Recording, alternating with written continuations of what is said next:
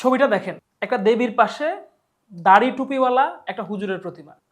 মানে এখানে ঘটনাটা কি ঘটছে?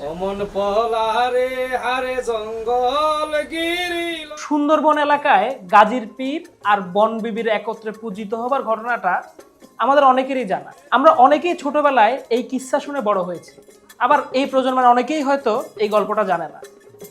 সেই জানা অজানা গল্পটা নিয়েই আজকের আমাদের আলাপ।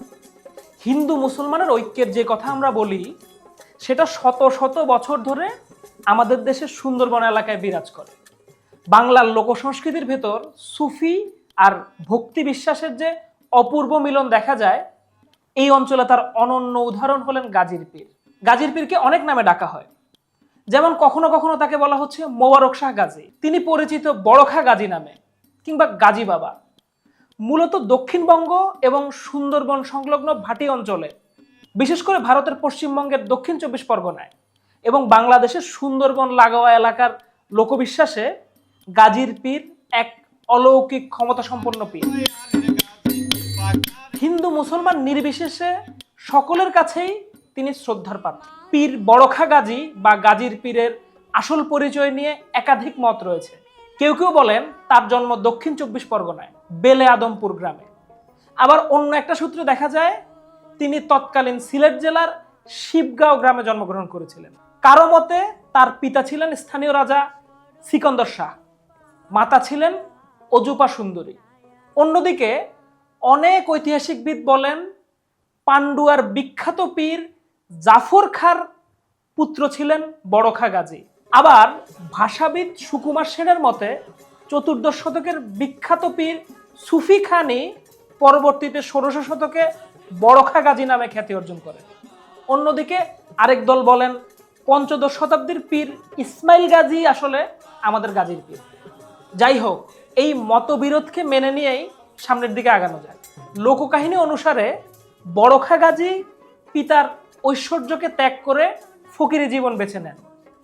এরপর তিনি সুন্দরবনের ভাটি অঞ্চলে এসে ইসলাম প্রচারে ব্রতী হন। এই সময় তার অলৌকিক ক্ষমতার বহু কাহিনী স্থানীয়ভাবে মুখে মুখে ছড়িয়ে পড়ে। সুন্দরবনের ভয়ঙ্কর পরিবেশে বাঘ, কুমির, সাপ ইত্যাদি জীবজন্তু নিয়ন্ত্রণ করে মানুষকে নিরাপত্তা দেওয়ার ক্ষমতা ছিল গাজীর পীরের। আজকের দিনেও সুন্দরবনের মৌয়াল, জেলে, কাঠুরে যারা দুর্গম অরণ্যে প্রবেশ করেন, তারা পীর বড়খা গাজীর নাম জপ করেন এবং তার আশীর্বাদ প্রার্থনা করেন। এবারে গাজীর পীর আর বনবিবি বা বন দুর্গার গল্পটা শোনা যায়।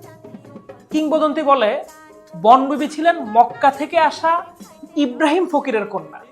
ইব্রাহিমের প্রথম পত্নী ফুলবিবি ছিলেন নিঃসন্তান। তিনি তার স্বামী ইব্রাহিমকে একটি শর্তের অধীনে পুনরায় বিবাহের অনুমতি দেন। অনুমতি পেয়ে ইব্রাহিম বিয়ে করেন গুলাল বিবিকে। এই সময় আল্লাহ বিশেষ উদ্দেশ্য নিয়ে স্বর্গ থেকে বনবিবি ও শাহজঙ্গলিকে গুলাল বিবির সন্তান রূপে পৃথিবীতে প্রেরণ করেন। গুলাল বিবি গর্ভবতী হলেন। এবারে ইব্রাহিম ফকিরের প্রথম স্ত্রী ফুলবিবি শর্ত দেন এই গর্ভবতী স্ত্রীকে ইব্রাহিমের বনভূমিতে ফেলে আসতে হবে। কথা যেহেতু দিয়েছেন, ইব্রাহিমকে সেই কথা রাখতে হলো। এই বনেই বনবিবি আর শাহজঙ্গলি জন্মগ্রহণ করেন। তাদের যত্ন করার জন্য আল্লাহর তরফ থেকে স্বর্গ থেকে 4 জন দাসকে প্রেরণ করা হয় বলে প্রচলিত আছে। সে যাই হোক, পরবর্তীতে ঘটনা প্রবাহে গুলাল বিবি ও তার সন্তানদেরকে ইব্রাহিম ফকির ফিরিয়ে নেন, কিন্তু শাহজঙ্গলি আর বনবিবি আবার বনেই ফিরে আসেন। এই সুন্দরবনেই তারা বড় হতে থাকেন। বন আর বনের চারপাশের মানুষকে আপন করে নেন বনবিবি। বনবিবি ছিলেন অলৌকিক ক্ষমতার অধিকারী। তিনি প্রতিজ্ঞা করেছিলেন সুন্দরবনের প্রতিটি প্রাণী ও মানুষের মধ্যে তিনি সাম্য প্রতিষ্ঠা করবেন। সবার খেয়াল রাখেন বলেই তিনি ধীরে ধীরে হয়ে ওঠেন বনের দেবী। এবার জানা যাক দক্ষিণ রায় সম্পর্কে। সুন্দরবনের গহীন অরণ্য, যেখানে মানুষ আর প্রকৃতির লড়াই প্রতিনিয়ত, সেখানে রাজত্ব করতেন দক্ষিণ রায়, জঙ্গলের বাঘের দেবতা। বাঘের রূপে অধিষ্ঠিত এই দেবতার প্রভাব ছিল অরণ্যের প্রতিটি কোণে। দক্ষিণ রায়ের নিয়ম ছিল অত্যন্ত নির্দয়, নির্মম। কোনো মানুষ যদি জঙ্গলে প্রবেশ করত, তাহলে তাকে প্রাণ দিতে হতো। এ প্রসঙ্গে একটা ছোট গল্প বলা যায়। একবার এক মৌয়ালের ছোট ছেলে বাবার সাথে বনে যাওয়ার বায়না ধরে। ছেলের বায়নায় মৌয়াল তাকে নিয়ে বনে যায়, কিন্তু ঘটনাচক্রে ছেলেটা হারিয়ে যায়। উপর থেকে আবার এই পুরো ঘটনাটা দেখছিলেন দক্ষিণ রায়। সে এই ছেলেটিকে হত্যা করার সিদ্ধান্ত নেয়। ছোট ছেলেটি দেবী বনবিবিকে স্মরণ করে। ছেলেটির প্রার্থনা শুনে বনবিবি ও তার ভাই জঙ্গলি এসে উপস্থিত হন। বাঘের সাথে বাঁধে যুদ্ধ। বনবিবি ও শাহজঙ্গলি দক্ষিণ রায়কে ধাওয়া করে গাজীর পীরের আখড়ায় নিয়ে উপস্থিত হন। পরাজিত দক্ষিণ রায় গাজীর পীরের কাছে আশ্রয় ভিক্ষা করে। অবশেষে গাজী দক্ষিণ রায়ের যেন কোনো ক্ষতি না করা হয় সেই শর্তে বনবিবিকে রাজি করান। বনবিবির আদেশে তার পোষা মুরগিরা এই ছোট ছেলেটিকে তার গ্রামে রেখে আসে। গ্রামে ফিরে এই ছেলেটি বনবিবির পূজাকে জনপ্রিয় করে তোলে। ওই ছেলেটির নাম ছিল দুঃখে। এই ঘটনার পর বনের বিরোধ সমাধানে দক্ষিণ রায়, বনবিবি ও গাজীর পীর একটা সমঝোতায় আসেন।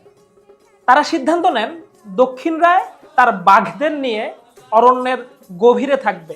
মানুষ জঙ্গলে প্রবেশ করতে চাইলে বনবিবির কাছে আশ্রয় চাইবে, আর বনবিবি দক্ষিণ রায়কে নিবৃত্ত করবেন। এই ঘটনার কোনো ব্যত্যয় হলে গাজীর পীর তার অলৌকিক শক্তি দিয়ে মানুষ ও প্রাণীকুলকে রক্ষা করবেন। এরপর থেকেই সুন্দরবনের মানুষেরা বনবিবি এবং গাজীর পীরকে একত্রে পূজা করতে থাকেন। জঙ্গলে যাওয়ার আগে মৌয়ালেরা বনবিবির কাছে প্রার্থনা করত এবং গাজীর পীরের দরগায় মানত করত। তারা বলতো, বনবিবি মা আমাদের রক্ষা করো, গাজীর পীর আমাদেরকে পথ দেখাও। মানুষ আজও বিশ্বাস করে এই দুই সত্তার কৃপা ছাড়া জঙ্গলে প্রবেশ করা মৃত্যুর শামিল। আজও সুন্দরবনের মানুষের মধ্যে এই কাহিনী জীবন্ত। সুন্দরবনের মানুষ এখনো বিশ্বাস করে বনবিবি এবং গাজীর পীর তাদের রক্ষাকর্তা। বনবিবি আর গাজীর পীরকে নিয়ে অসংখ্য লোককাহিনী প্রচলিত আছে। প্রত্যেকটা কাহিনীতেই গল্পটা ভিন্ন ভিন্নভাবে খুঁজে পাওয়া যায়। যেমন ধরেন, রায়মঙ্গল কাব্যে গাজীর পীর দক্ষিণ রায় আর বনবিবির বিবাদকে মীমাংসা করার জন্য হিন্দু মুসলমানের মিলিত একটা দেবতা চরিত্রকে দেখা যায়, যার নাম কৃষ্ণ পয়গম্বর। এই কৃষ্ণ পয়গম্বর জগদীশ্বরের রূপ ধারণ করে সব পক্ষকে শান্ত করেন।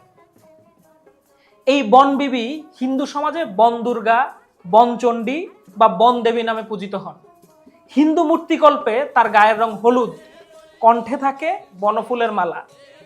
আর মুসলিম সমাজে বনবিবির নাম পিরানি।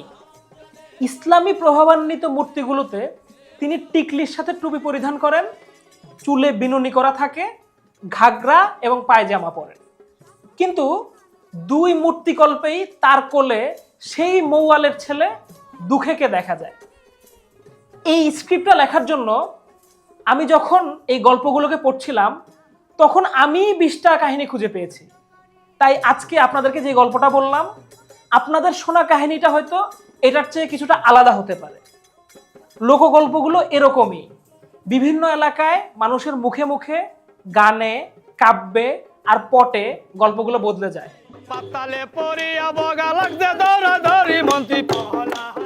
তবে আগ্রহের বিষয়টা অন্য জায়গায়। সেটা হচ্ছে পরিবেশের সাথে বোঝাপড়া করে চলার আলাপ। আমরা যেমন করে বন জঙ্গলকে জড় বস্তু মনে করি, উজাড় করি, বনের পশুদেরকে শত্রু ভাবি, এইসব আখ্যান আমাদের দেখায় পরিবেশের প্রতিটা অনুষঙ্গের সাথে বোঝাপড়া করে চললেই সবাই সুন্দরভাবে বাঁচতে পারে। আজকের এই জড় সমাজে গাজীর পীরের আখ্যান শুধু একটা কিংবদন্তি না, এই আখ্যান বনের সাথে মানুষের বোঝাপড়ার যে শিক্ষা আমাদের দেয় তা 21 শতকের আধুনিক দুনিয়ায়ও অনেক বেশি প্রাসঙ্গিক। এই ক্যাফে দর্শন সিরিজে এই গল্পগুলোই আমরা বলতে চাই। আগামী সপ্তাহে এরকমই আরেকটা গল্প নিয়ে আপনাদের সামনে হাজির হব।